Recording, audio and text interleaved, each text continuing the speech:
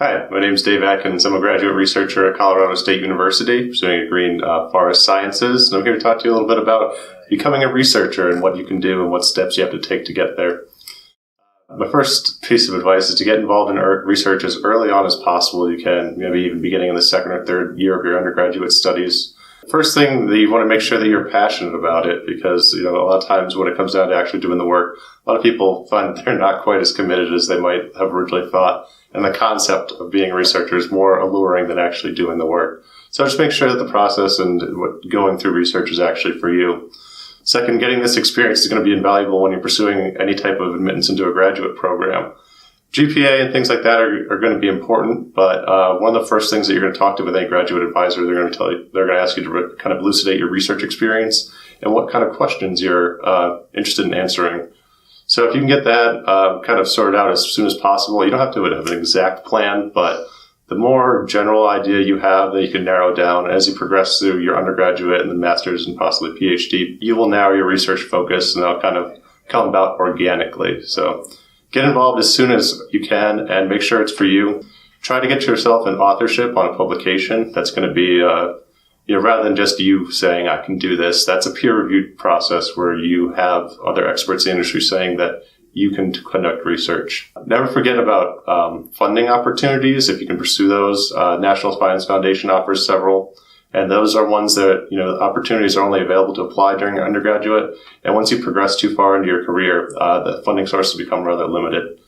Don't be afraid to discuss financial stuff with your advisors when you're going through interview process. They were going to go in the same boat too. And the good thing about pursuing a research-based degree is typically that you don't have to take out any loans for school. All your tuition is waived and you'll be able to earn some kind of income via stipend as a research assistant or teaching assistant. This is a great way to kind of, you're not going to get rich off of that, but you don't have to work as a waiter or waitress, nice little weekends just to make ends meet. They'll kind of make sure that you can stay afloat.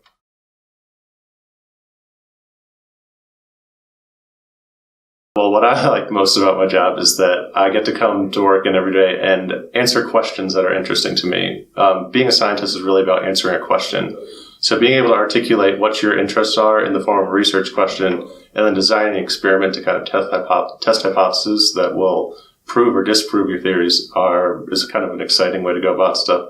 And personally, I enjoy math. I'm an ecologist, so as I like to say, ecology is for math nerds who like to play outside. So I get a great combination of being able to go out in the field and then answer questions through statistical analysis.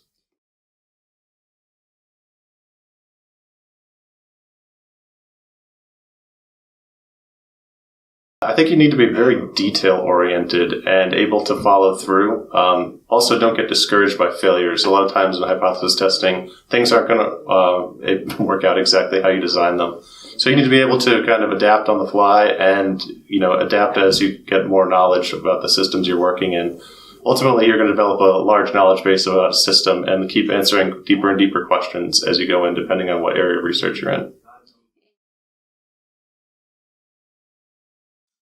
Well, like I said, it's for math nerds who like to play outside. So I frequently enjoy hiking, camping, fly fishing, all the outdoor sports and stuff we have here in the area. In the wintertime, I do cross-country skiing.